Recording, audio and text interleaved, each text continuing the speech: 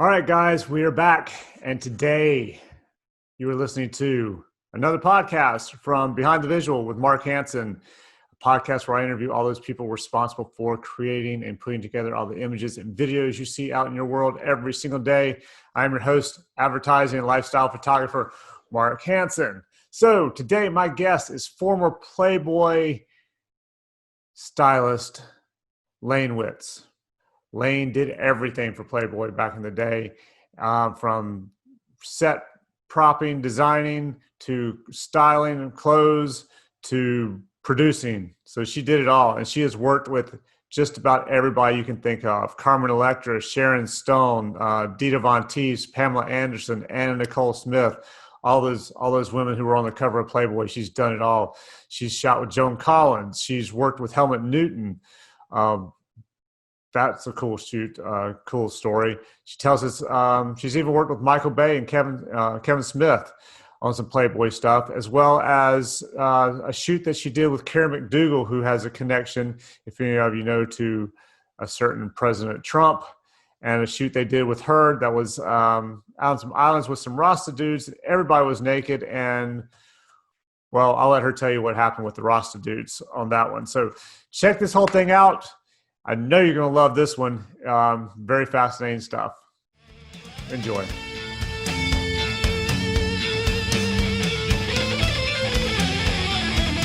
Let's talk about you. Let's talk about what you got going on, what you've been doing, what you did forever ago. I want to know how you ended up. Did you live in California as a kid? No, oh God, Mark, I'm not going to go into my whole history, but I moved to California. I moved to LA when I was about 18. Okay. So what made you want to be a stylist? Or did you go there for something? Did you go to LA to be a stylist? Or did you go to LA for something else? Well, it's a long story, but I left home when I was young, and some friends and I traveled around, and my boyfriend at the time traveled. We decided we were going to go to LA. So we packed up everything in a VW van and we drove across the country and we went to LA. And so why I got into styling, after a couple of years in LA, in Hollywood, I had a girlfriend. Well, I was working in a store on Rodeo called Theodore. It was a very chic, hip store.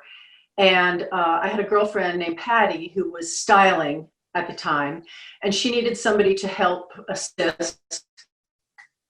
And so I came from a kind of an artistic family. My uncle was a sculptor. My mother was very crafty and, she decorated beautifully, and she taught me to sew. And so I had all the kind of background of, art and history and all that stuff behind me.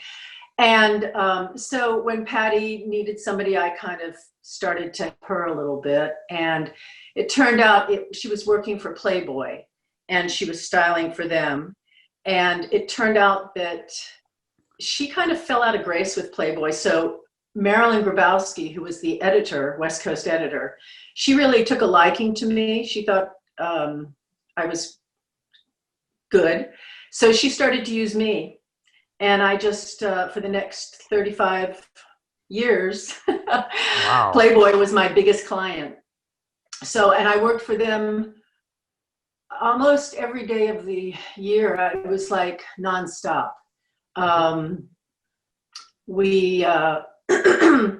And I did everything.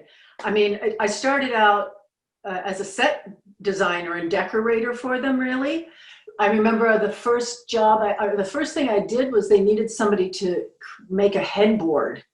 It was a tuck and rolled kind of headboard. And I spent all night, doing it. And then I did, there was a set, everything was built in a studio at that time. And so everything that looked like a bedroom or anything was all studio. It was all built. Everything. And the one that I was working on that particular morning was an interior garden. And we brought in, I would have to go and get all the plants because it was Hollywood and you had access. I had access to Warner Brothers, to Universal. I loved Paramount. I loved going to the Scene Doc and everything at Paramount. So I had to get all these bushes and dirt and rocks and bring them into this studio on Sunset Boulevard. Oh my God. And create a whole garden in there. And Marilyn was very impressed that I was in there. And so that kind of started everything. And I just became, you know, I did sets, I did wardrobe. People, I booked Winnebagos. I was, you know, it was just like animals. We brought in a black tiger or a black panther and a lion one time to the studio for a shoot with, I think her name was Tanya Roberts, this actress. Oh, I remember her. Yeah. Yeah. And so it was just an all-consuming job, because it was really just it was a very small group of people at Playboy. You know, it was Marilyn who was the absolute editor, you know, and you know, so what we would do, we would have like a sort of a production meeting, and we would sit down and talk about it would be me as the stylist, whatever, the photographer, the set builder, John, and Marilyn, and then probably Stephanie, who was kind of the coordinator. And we would come up with an idea, and we would build it, shoot it, you know. And that was all in the studio stuff. Like, I did so many covers. I was going through all the covers. Oh, on wow. my cover. This is Deta. This is Carmen Electra. Damn. You know, Gina Lee Nolan. This one, I can't remember her real name. She was a wrestler. I did all those wrestling girls. Oh yeah, yeah, yeah. Oh my gosh, all those because they had kind of some sort of agreement with Playboy. So we did all those. Here's Sharon Stone. Here's Pamela Anderson and Dan Aykroyd. I mean, you know, it was just endless. Everybody. I was going. You're flashing those things so fast, I can't even see them. You're like, this one, this one. Oh, I'm sorry. No, it's fine. But I'm just like, my God, you got everybody. Yeah, there was everybody. And I remember, I mean, I worked with so many different photographers, but I can't remember all their names. I bet not. But there were people at Playboy that were on staff, like Richard Fagley was wonderful. Arnie Freitag was kind of the one I worked the most with over the years. And I traveled a lot with him. And Steve Wada. So we would shoot in the studio, and then we also would travel all the time. I mean, like, I was going through the pictures here. These are little Polaroids, because we shot Polaroids in those days. Oh, yeah. Actual I film. remember that. Shooting Polaroids. Yeah, and here we shot 10 Polaroids. This is my friend John and I goofing off in the studio. That's a set we built in the studio. Oh, wow.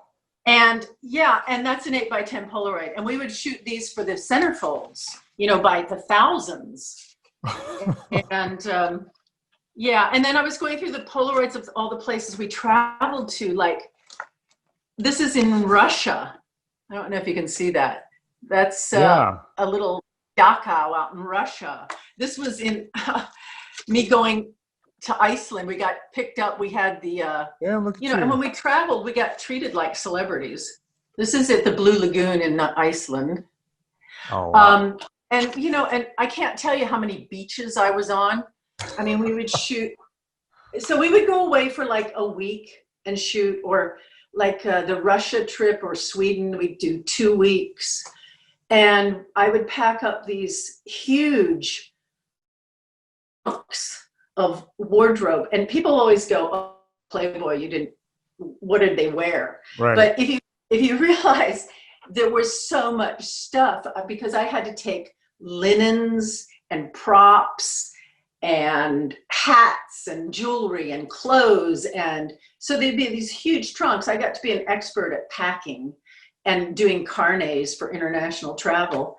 And we would show up at the airport and with so much equipment, because the photographers would carry, you know, we were shooting film, and they would bring power packs and lights and reflectors, and it was a huge, My.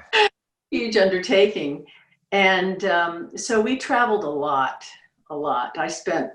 I can't tell you, like I said, every island in the Caribbean, Australia. We went to Australia for about 2 weeks, and we shot everywhere. I have pictures of me with Aboriginal men. Really? Yeah. Yeah, we did a lot. It's so hard to compress it all. But yeah, the thing about Playboy, and everybody does go, what'd you buy for clothes? But something like this, okay, this was that wrestler, I can't remember her name.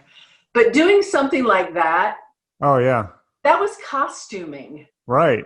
you know? It was like I had to get all the elements, you know, and I would use like designers like Anne de Meulemeister, I think the belt is from, and I had carte blanche to go shopping at Neiman Marcus. We had an account there, Barney's, Oh, wow. Saks Fifth Avenue, and Marilyn had a very high. Had exquisite taste, really, and she expected just the best. So, and we had no budget. It was That just would be nice. get what you need, you know. So yeah, I spent a lot of time, you know, at places like Barney's, because it was just a pool, you know, you just pool wardrobe Right. by the bagfuls. And then when it came to the sets, I also pulled from Universal, from their wardrobe department, and from Warner Brothers, Western costume, because there was just, when you're in Hollywood, everything is kind of like, it's a small world, you know. It's you have everything. You've been there, you know. So yeah, I mean, we would rent studio space out, because a lot of it we were shooting when we were first on Sunset Boulevard, and the studio was very small, and it was hard to load. We didn't have a really loading dock. So then we moved to Santa Monica, and we had a big loading dock. We had huge studio space, and that was a lot easier. Yeah. And like you did everything. Like you were a clothing stylist, a set designer, a producer. I mean, it sounds like you did the whole deal. I booked Winnebagos, man. I booked hotel rooms. I booked animals, people, cars, motorcycles. You know, it was just, it was just, I did it all. Yeah, God, it sounds like And it. then, yeah, photographers, you know, there were just so many. And so we would have the photographers like Steve and Arnie and Richard and, oh gosh, Mario Caselli. I started with him way back when, and Pompeo Posar, and all these were photographers for Playboy. Some were under contracts, some were freelance. And then they would have the celebrity photographers that would shoot, like George Harrell was the first one I started with. Like, we shot Joan Collins, and George Harrell was this master of old cinema photography, black and white, you know, and he was ancient at the time we were shooting in the studio. And I remember Joan Collins was a real diva. How old was she at the time? How old was Joan Collins at the time? Well, she was past her prime. Yeah, tell me about shooting with Joan Collins. Well, she was a diva. You know, you had to be very respectful. And I remember she said, "Darling, could you please get me a papaya?" A papaya. She wanted to eat a papaya. And but there were so many movie stars and celebrities that, you know, when you're working with people like that, they're just regular people, really. When you're respectful, Right. and everything, but like Sharon Stone, she was just a regular gal, you know. And uh, you rub elbows so much in Hollywood with movie stars all the time. You know, whether you're in a store or a restaurant or shopping, you know, they're just people that you see down the street or you live next door to, or, you know. So it was, I did a lot of, you know, celebrity for the covers and stuff, you know, you really work with a lot of celebrities. And then I did. Who sticks out as the nicest celebrity you worked with? The nicest? Yeah. Whew. I don't know. They were all nice to, you know, I can't, there were a couple that were not nice. Yeah. One I can think of. But everybody else was, they're all, everybody's happy on a set. You know how it is. Yeah. Well, that's good. Everybody's happy and nice and laughing and having a good time. So. How was Anna Nicole to work with? That's the one. So we hit one of the two right there, I guess. Yeah, she was the worst, I think. And yeah, I worked with her many times. One trip I remember we went to, I think it was Bimini, some island down there that was not, you know, and there was a hurricane. So we were all kind of stuck inside. But yeah, she wasn't the most pleasant person to work with. She had a lot of problems. Yeah. But overall, most people were really, really nice. And God, I'm flashing through my mind of all the people, you know, it's hard because there were so many. Yeah, you worked on all those covers. I mean, that's crazy. How many and then, you know, I mean, the photographer, I mean, like, oh gosh, what was her name? I'm trying to think of her name. It was, Nastasia Kinski. That was one of the big ones because that was the first time I worked with Helmut Newton because he shot Nastasia for Playboy and I got put on the job. Marilyn recommended me. I had met Helmut years before actually at the Chateau Marmont because I was dating the curator of modern art at MoMA or something. And by the way, you just shook your head as you thought about the guy. So yeah, so he and I went up to, he knew Helmut, and so we went to the Chateau to see him. And so I had met him before, and Helmut and I kind of got along at that point because I told him my boyfriend and I at the time were doing videography, which was kind of new back then because that's how old I am. And so Helmut was fascinated and he wanted to shoot me shooting people, you know, but it never happened. So we kind of we kind of knew each other at that point, I suppose, as much as you can know him. But then he and I worked on Nastasia, and that was a lot of, it was a great shoot. I loved working with him. Yeah, what's he like to work with? Oh, he was just so wry, and he was just like so delightful, so just so charming and specific. He knew exactly what he wanted. He was kind of impish because when we shot, he had a total fascination with Marlene Dietrich. So when we shot Nastasia, he wanted to do, he had found this doll at this antique store in LA. It was a gorgeous doll. It was about this tall. And it was an exact replica of Marlene Dietrich. And he wanted Nastasia to be dressed exactly the same way. So I had to go to Warner Brothers and put together this costume that looked exactly like the doll. And so we shot on location at a house with a swimming pool and everything. And the thing was, the doll's shoe, she had a little black shoe, got scuffed by the swimming pool. So it couldn't be returned. And it was valued at a couple $1,000, this doll. Oh, wow. So he got to keep the doll. Did he scuff that shoe on purpose? That's what I always wondered. It was really funny. And he was so delightful in the whole way. And, you know, the thing with Helmut is, it was just him and one assistant. And he always shot with the Hasselblad, of course, which is famous. And very, you know, all natural light.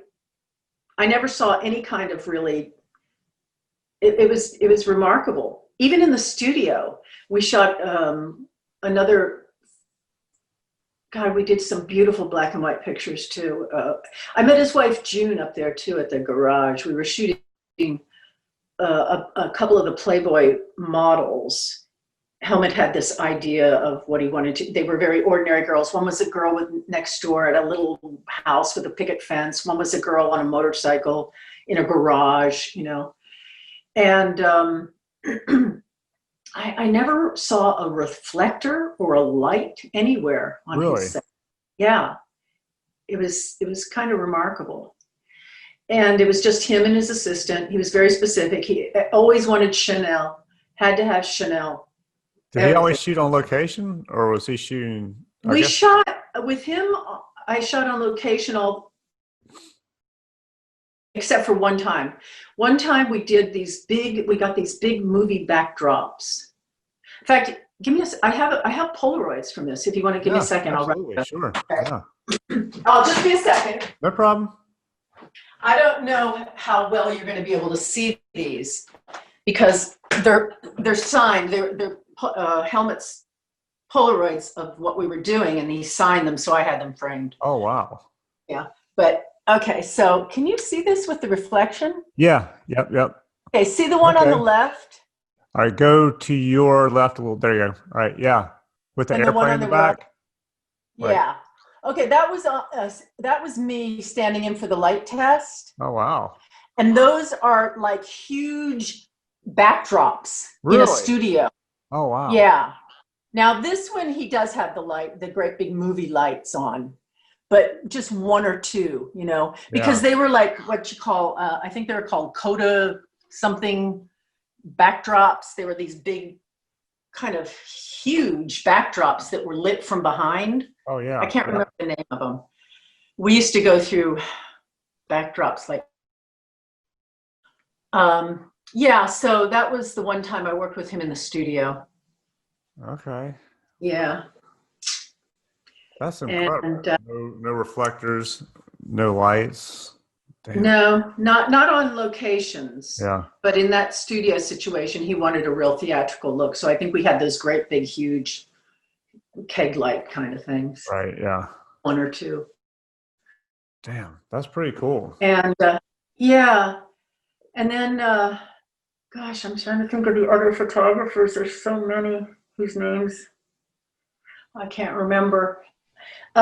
Later, I started to branch out more, and I would get jobs aside from Playboy. Right. It was really hard because Playboy kept me working almost 365 days a year. So it was hard for me to work for other people, but occasionally I would get private jobs to be like, you know, commercial things. We did like, we did a Tommy, in addition to Playboy, just for the magazine, Playboy would do advertising and stuff too. So I did Tommy Hilfiger shoot with Steve Wada. I did Captain Morgan Spice Rum, you know, with the photographers and, you know, product stuff. I worked on a couple books. Oh, I was in Helmut's book. I remember now we shot. Yeah, it was the great big one with Henriette on the cover. I can't remember the name of that book. But yeah, we were shooting on Rodeo, and there was a woman named Barbara Lee. He was shooting her in a dressing room. And I was so mad at him because she was holding a mirror, and he was shooting it, and he needed a face in the mirror. And he insisted that I put my face in the mirror, and I was so mad at him because I didn't want to be in it because I had no makeup on. I looked like hell. And he insisted I had to be in that mirror. And so that picture actually is in one of his books, the great big format book. Oh, wow. And yeah, I'll have to find that. Did you model? But, did I model? Yeah. I did, you know, when I first got to Hollywood, I did model. Why are you smiling like that? Because I'm not going to tell you everything. But an actress, you know. and I took acting classes and everything. So I wanted to be an actress. So I kind of did this little modeling and acting thing. But I got so much work at Playboy and styling that I just, you know, it just didn't go anywhere. So that was really my life, was styling. And then, you know, I would get hired to do private shopping for people, or, you know, like if somebody needed something. I remember Kimberly Hefner at the time, she was going to a ball and I had to do Quincy Jones and her as Egyptian. It was a costume ball. And let's see. And then later I started to do more commercial work for like Philips Electronics and Hennessy. Wow. And you know, Big stuff. yeah. Rolling Stone, you know. And then I did editorial work too. What did you do at Rolling Stone? What was that shoot? It was just one shoot. It was for some DJ. I can't remember his name. Yeah. Yeah, it was just, you know, it was a constant. It was so, you know, it's hard to remember everything after so many years. And then, you know, golly, it's tough. So, yeah. And we would shoot, you know, we shot LaToya Jackson, I remember, in New York at, what was that studio? Oh, it was Pier 54. Oh, that's right. That was a big shoot. It was fun, you know. I mean, listen, like I said, we had no budget, and we were treated like royalty wherever we went. So we got to stay at the best hotels, you know. Oh gosh, I was on so many beautiful yachts and boats. Really? And, oh my God! In St. Barth, we shot on this boat that was like, it was all teak, you know, sailboat, and there was a private chef, and it was just like gorgeous, you know. So in Russia, when we went to Russia, the girl we were shooting, her mother was like, she was some governmental, she had something to do with the Lithuanian government. So when we got to Russia, it was back in like the early 90s, I think, or middle 90s. So Russia was still kind of, we had a driver, and, you know, we couldn't go anywhere without someone, but we got treated like royalty there. I remember she gave us all these presents, and, oh wow, you know. So yeah, traveling with Playboy was great. Sounds like it. Oh my God, the hotel, in Mexico, we would stay at a place called Carayas. We loved going down there, you know, or in Jamaica or St. Lucia or any of those places. It was heaven. How'd you decide between shooting studio versus going on location? Well, Playboy liked to have that you know, they liked the idea of the locations. I mean, listen, I shot in Arkansas too, you know. Yeah, you know, or Portland, or those places, because the girls, you know, you were making a story. Right. You were shooting stories for, like, okay, if you were shooting the covers and stuff, they were done mostly in the studio because you controlled everything. Right. And the centerfolds were shot in the studio because every little hair in the studio had to be backlit or lit, you know. I mean, I remember being on a set and there were like 36 packs on that set because everything in that setting was lit with a light, you know. I mean, Arnie was famous for bring in another light, you know, because, like I said, every little detail had a light on it to make it, you know, so you could see the hair on the arms just glowing, you know. So when we would shoot in the studio, that was if you were doing a more controlled kind of thing, you know, or you couldn't. But the centerfold stories, the girls, they had to have a story. So because it was the girl next door kind of thing. So you would go and shoot them where they were from. For example, the girl that we shot in Russia, she was from Russia. So we went to Russia to shoot her. Or we'd go to Sweden because we would be doing the girl that was from Sweden, or we would be doing, I went to Sweden a couple of times, we were doing the women of Sweden, or the women of Iceland, or the women of Australia. So we would go and we would shoot all these models, whatever place that was. Would you choose some of those models based on where they were from? Like, oh, I'd like to go to Paris, so let's find a French model. We did Italy. Yeah. Yeah, we did Italy. Oh, Italy was, oh my God. We shot at Balbianello in Lake Como. It was so beautiful. But yeah, that was pretty much fun. And we would do that. Or if the celebrity wanted to go somewhere, sometimes we would go and shoot wherever the celebrity kind of wanted to go, you know. Lived it. Yeah. Did you meet Hugh? Huh? You meet Hugh Hefner? Yes, I did. We would shoot up at the mansion a lot. I shot up at the mansion a lot. I was actually in Hef's bedroom because we were shooting. Tell us more about that. I can't really, I can't be too honest here because it's really kind of, you know, but no, we shot at the mansion a lot. I met Hef many times because he'd be walking through, he'd be interested, or he, you know, did he hit on you? Huh? No, of course not. Actually, the first time I went to the mansion, it was before I started working for Playboy.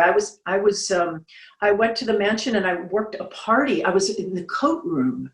Really? My girlfriend and I, Stella, got her boyfriend, her husband now, was a waiter at the mansion, a butler at the mansion. And he got us a job one night taking the coats in the coat room at a party.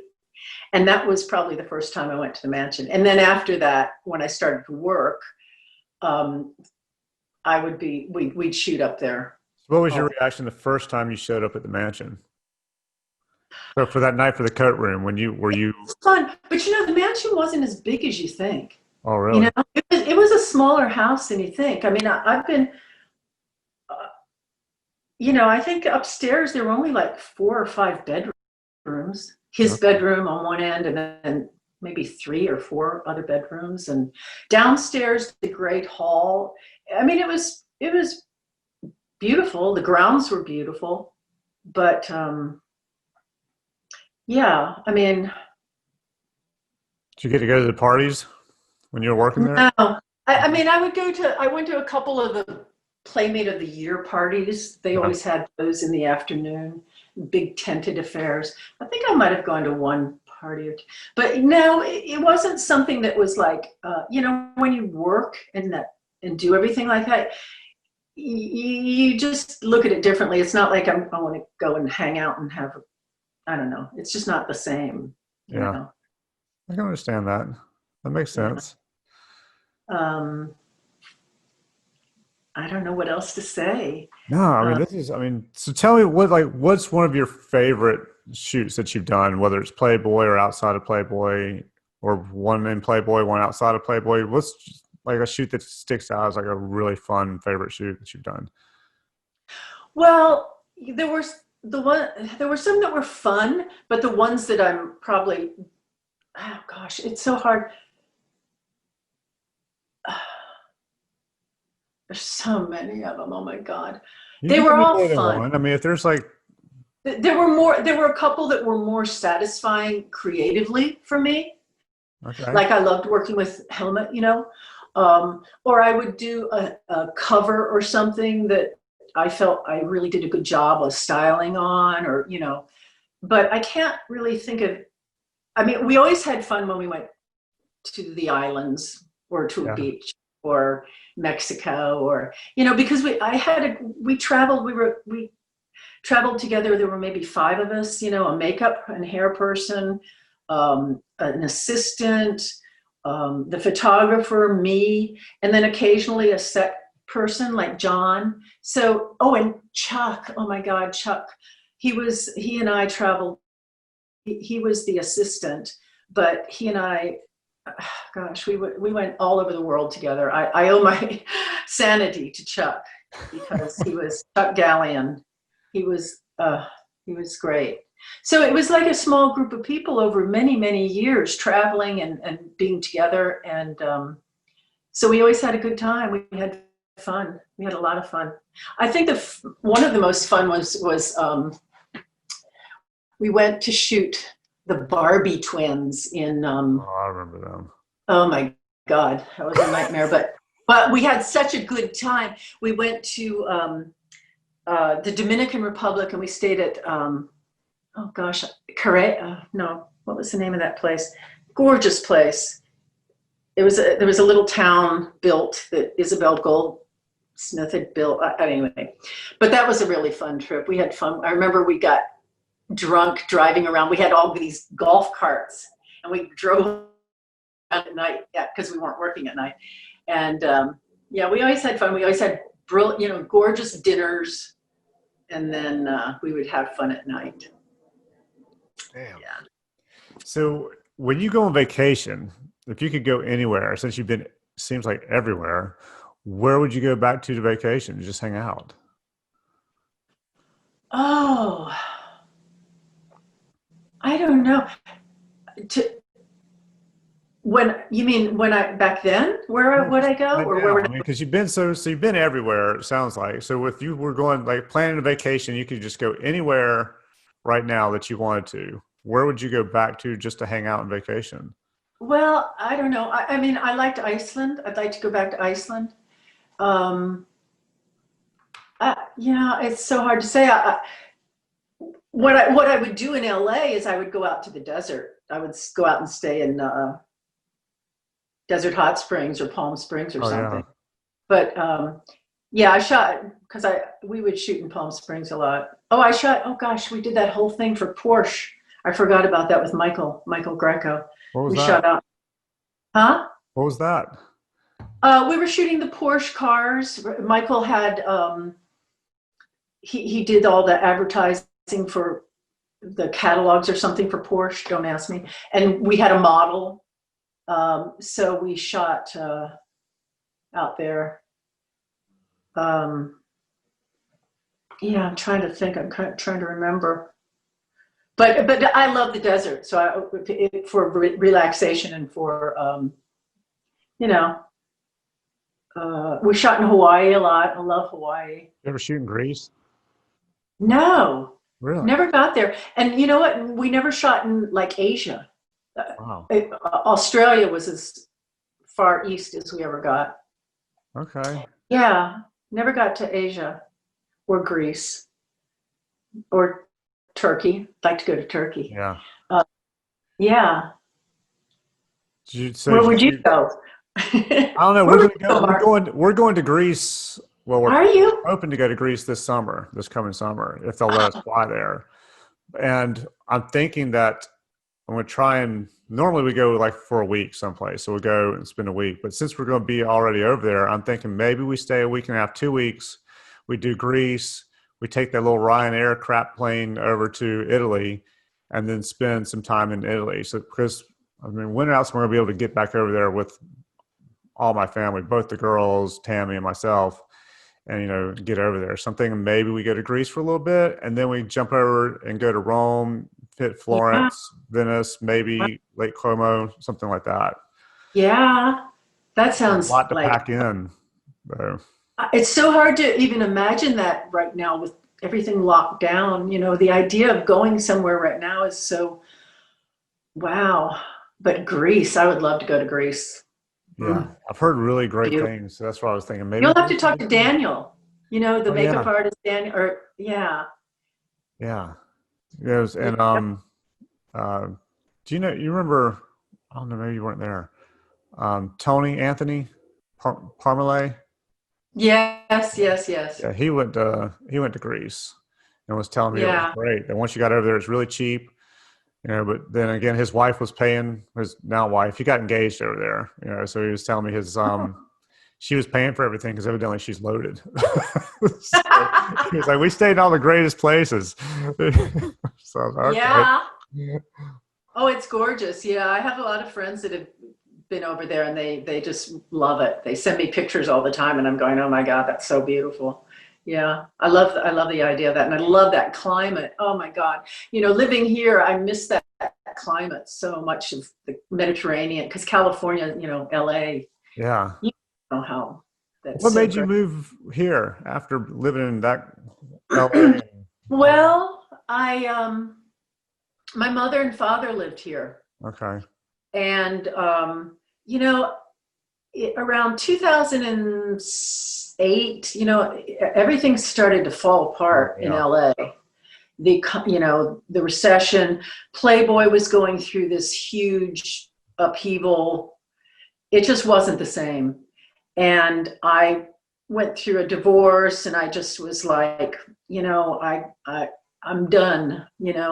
So Were you married to the my, art dude? huh? Did you marry that art guy? The guy who introduced you to Helmut Newton?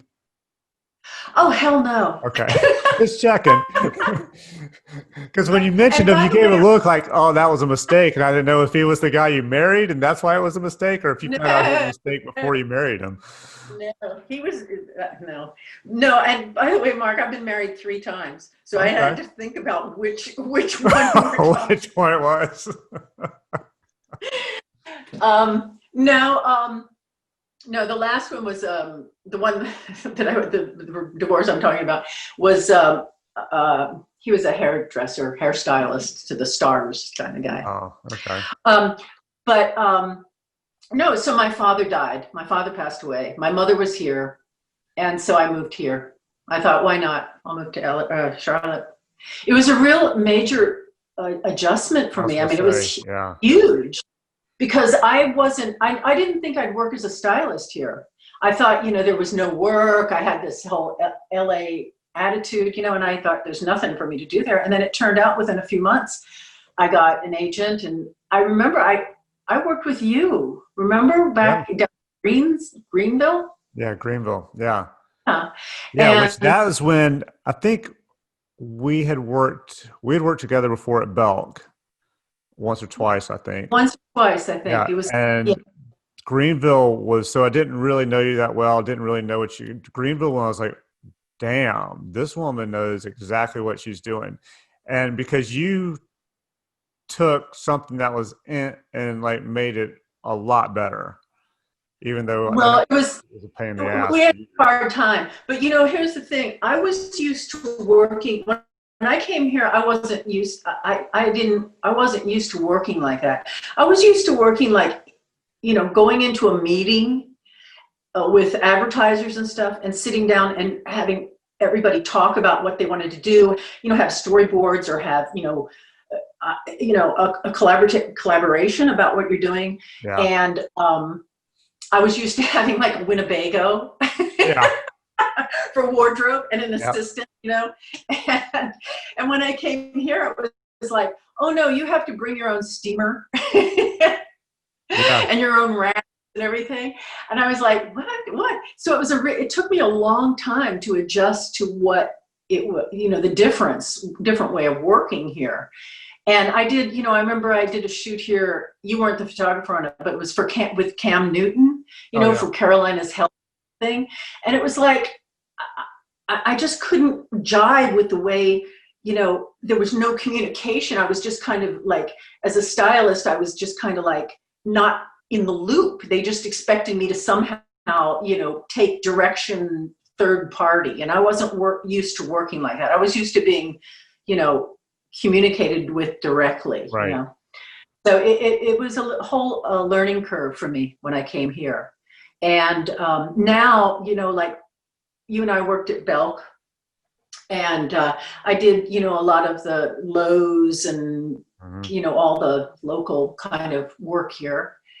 And so I learned a lot. It was a whole different way of working for me. I was used to celebrity work and, having no budget and carte blanche, and, or advertising Yeah. that was, So I really learned a lot Complete 180. working. Huh? It's a complete 180 from what you're used to. Yeah, it was. It was a learning curve, and now I'm, I'm kind of. I've got one client that I love. I'm working with. Belk, is for me. It's not really happening anymore. It's with the pandemic and everything. It really shut everything Yeah, they've down. shut down a lot Yeah. from what I've heard. And right now I'm kind of at the end of my career. I'm not really looking for new work or anything.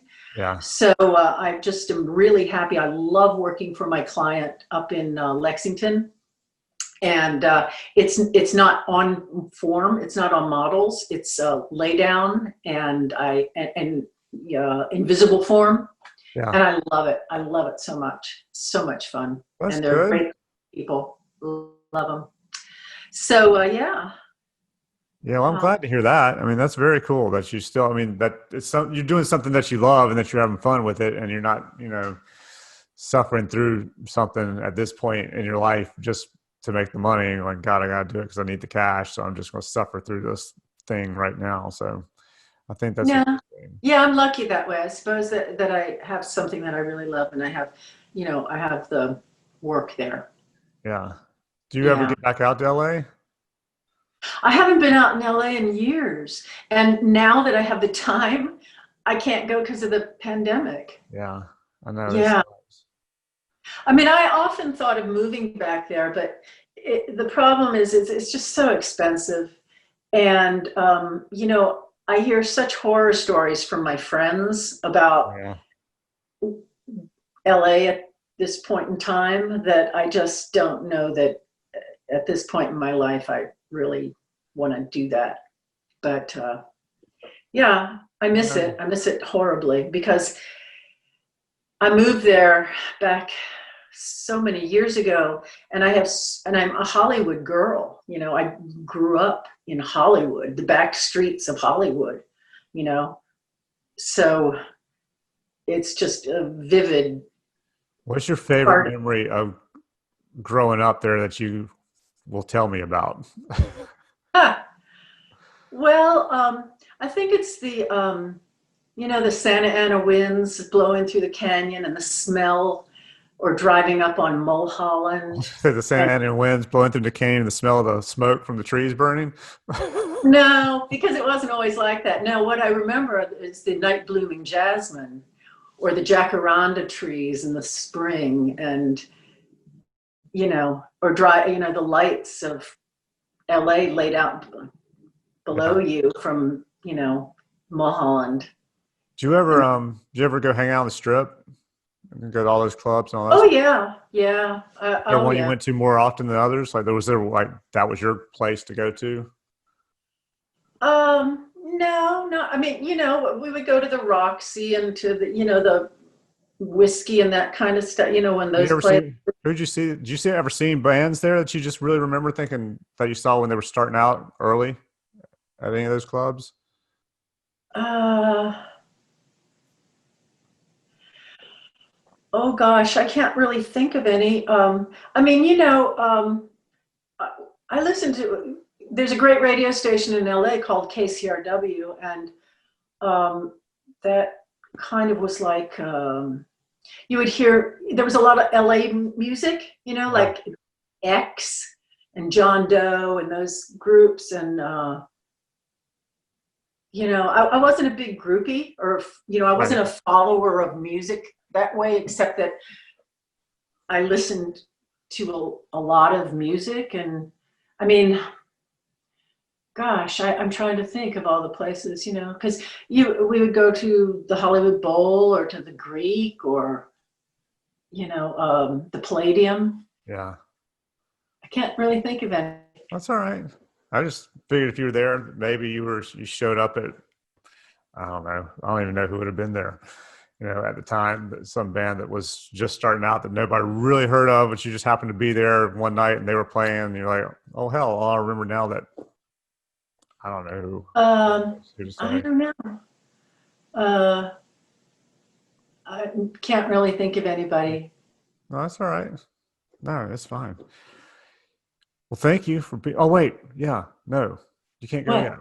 I want to know what's the strangest thing that's ever happened to you since you've been in this business, or most interesting, but something you were just like, wow,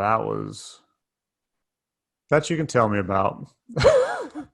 I get the feeling Gosh. there's a lot going on in your brain that you could say but won't say. Right? There's a ton floating up around in there that you're like, yeah, I can't tell that Oh, story. I can't tell that okay. story. I don't know. I'll tell you one thing. This is an anecdotal story. I don't know. It's a little, okay, I'll tell it anyway. It's a little risque. Well, now we're Or talking. something. Let's get into it. That's what I'm looking for. Okay, so Richard and Richard Fagley and I and we were shooting in I think it was one of the islands, like St. Lucia or someplace like that, and it was Karen McDougal. Oh my gosh, Karen McDougal of Donald Trump fame. That's Yeah. who we were shooting. Um, You ever meet him? huh? You ever meet Trump? No. Okay. Thank Well, God. But we were shooting her, and we were in the islands, and Richard wanted to shoot her with two local guys, like the Rasta guys. yeah. And the Rasta guys were naked, and so was Karen. And we were across this stream, and they were under a waterfall. And it was David Goodman was the assistant. And David and Richard and I were over here, and they were over there, and they were under the waterfall.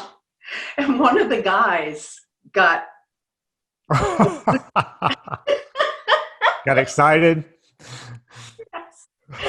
and we were over there, and we were dying laughing because we were like, we were way over, and they were way over there. And Karen didn't know what was going on because she was like, posing and looking the other way and everything. And we were just dying laughing. If they were way over there, was he pretty well hung then? Oh my God. Like, I was gonna say, was if they were that far away and you saw it. oh my God, it was so embarrassingly funny, and we were dying laughing.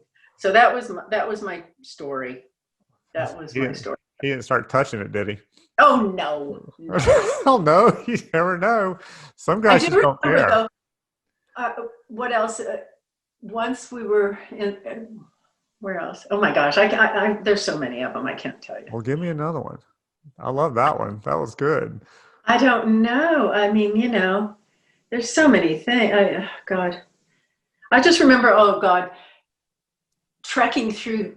There was a place in Utah. It was like White Sands or something, or Southern California, and it was all sand dunes and stuff. And we would trek through these sand dunes for hours on end. I don't know. I can't tell you any more stories. We had a lot of fun. We laughed a lot. We laughed so much. Oh my God, we would laugh. Yeah. Well, thank you. You're welcome. This was good. I loved it. I'm so embarrassed telling you all this stuff. No, it's amazing. I loved it, especially that last story. Did that ever happen any other time? Could you just like some random dude? No, everybody was so professional. I mean, just like nobody, like not somebody with your crew, but say there's some guest on set, like the model brought somebody on set with her or something, and you could tell some dude was just like, yeah, all right, and he was getting excited. Oh, there was always that. Yeah. You just kind of, but it was really kind of so, the nudity whole part of it was like so. We were so used to it, Yeah. I mean, even all the guys and everything, it was like it's just like being a doctor or a nurse or something, because it's just, but there always were, wherever we would go, we would have the rich guys taking us out to dinner so they could meet the models and, that kind of, but. Well, yeah, I get it. I did a shoot. I remember when I first started shooting, I went down to Miami and we were looking for clothes for a model. And I'm like, here, try this on. And the model basically stripped down to a thong and nothing else right in front of me. I went, try this on, try this on, try this on. And then about a year and a half, 2 years later, I was in New York shooting for a campaign for a lingerie store that was opening up in Soho. And my brother knew what I was shooting. He was like, damn, you're so lucky. That's a cool gig. I was more worried about, I was shooting a thong, just this girl's ass in a thong. I was Right. more worried about the light than anything else. You know, Yeah. I I knew know. I'd gotten to a point where it didn't matter anymore. Just let me get my shot. I'm not Yeah. excited about the fact that this chick's wearing nothing but a thong in front of me. It didn't matter anymore. So yeah, I totally understand it. Yeah, I know. I mean, it's like, well, on when you're shooting lingerie in the studio and stuff, it's just like, you're not thinking about any of No. that stuff. You're just thinking about, is the light good? Do I have this? Do I have that? Yeah. Well, I wonder about actors and actresses when they're doing these love scenes and they're supposed to be having sex, and there's like crew standing around, there's a cameraman in your face, there are lights all over the place. I don't even know how they can get in character enough to make it look real half the time. Yeah, I can't imagine either. It's like, it's a job, you go in there and you have a purpose, and you go in and try to, Yeah. get what you need. I Well, was just thinking actually about this. I worked with Michael Bay, the director. We were shooting some special stuff, and you're shooting a uh, movie or a commercial or something? no, it was for Playboy. They Okay. had for the 50th anniversary, they brought in all these directors, and they were brought in to shoot photography of something. They chose their own kind of idea. Like Kevin Smith wanted to shoot a Superman themed kind of. He used his wife, actually. I remember that. And Michael Bay wanted to do something. He had his vision, so we did that. But I was just thinking about my mind's just going all over the What's place. what's what's Michael Bay like to work with? He's exactly what you would think, a real auteur, kind of like a Hollywood director. Yeah. You're Yeah, shooting stills or motion? stills. Okay. Yeah, Is anything stills. blowing up in the shot? Excuse me, what? Is anything blowing up in the shot? No, no. Well, we had a train with a steam coming out of it. We were out, but that was no. I know what you mean. Yeah. It wasn't an action adventure thing. It was a girl like on a train with a fur coat, and All right. Well, God, you've yeah. worked with everybody, it sounds like. Not everybody, a lot of people. I worked with you. Yeah, you have worked with me. I feel more special now. I wanted to ask you, didn't you go to Prague or someplace and shoot? I went to Budapest. Budapest. That must have been wonderful. Yeah, I was God. there for about a week and hanging out. I was actually on the latest Terminator set movie. Oh, It's wow. called Terminator. What took you over there? Was this something you wanted to do, or were you? Yeah, I was shooting. A friend of mine was working in the catering department over there with the head chef, and so he was like, "They need some behind the scenes stuff of the catering. Would you mind coming over and shooting it?" And I was like, Wow. "Absolutely." So I got to hang out on set some. I did the behind the scenes stuff for them, and got to hang out on set and watch this major motion picture being shot. And I was only on set. There was one day I didn't get to go on set because they left without me, and I'm sitting with all because they were shooting on location, and they went to the location house, but the base was at a different place. So they took off, and nobody told me they were taking off. So I was stuck just sitting around with the catering. So that was a little bit of a boring day, but it was cool. Hey, you go to Budapest and have. Yeah, I saw this work you did there. It was really yeah. nice. Actually, if you Where'd you get the those two model? these shots here, those are both from Budapest. Yeah, who is the model? I just hit up a modeling agency. And Oh, just said, yeah. hey, who do you have available? Because I knew I was gonna have a day off. Uh-huh. So I just hit them up to see if I could test since I wasn't gonna be shooting for the catering company. So I went over there Yeah. for the day, and then actually had a day and a half where I didn't have anything to do. So I think half the day one day I spent shooting that, and then the other half day or whatever it was, I went and just walked around Budapest, and that No. was pretty Yeah. cool. It's No, a that's cool place. someplace I have to go. Beautiful. Yeah. Although it's probably like a day and a half trip. I wouldn't plan on being there for a week. or anything like that. But I'd probably plan like a fly in the morning, spend the day looking, maybe go somewhere else, fly in or fly in there somewhere around 9 in the morning or whatever, spend that day, and then most of the next day looking, then fly out the morning of the day after to someplace else and go somewhere. Since you're over there, like I said about days. Yeah. But yeah, it's cool. It's it's like 9 hours, 8 or 9 hours there, 10 hours back, something like that. Yeah. But it's a cool place. You should go check it out. I can't wait till we can do that again, travel again. Although I was on 5 flights in a week and a half about a month ago. Flew to LA and then flew to You Dallas. went to LA a month ago? Something like that. Really? Oh, wow. A month and a half ago, something like that. Oh, wow. When it was. But yeah, I mean. So you traveled with a mask on and everything? I double masked it. I had the N95, then I had the other mask on top of it. And then, supposedly the airplane is one of the safest places to be. Yeah, that's what I read. I heard that. But you got to get through the airport and all those people. And American doesn't care. They're putting people right on top of each other. Every seat's full. So there is no, middle. They didn't have it spaced? No? Yeah. Wow. I think Delta spaces their seats. One of those. Yeah, I think they were. So I don't know if they're all still doing it or not, but I know American was just takes chances. But I've been back a while and haven't been sick, didn't get sick. So I did something right. Yeah, you did. You did. Well, thank you so much. This is perfect. Everybody watching, listening, be sure and like it, thumbs up it, comment on it, subscribe to it, tell Lane how wonderful she is, all that kind of stuff. And I'm so embarrassed now. we'll see you soon.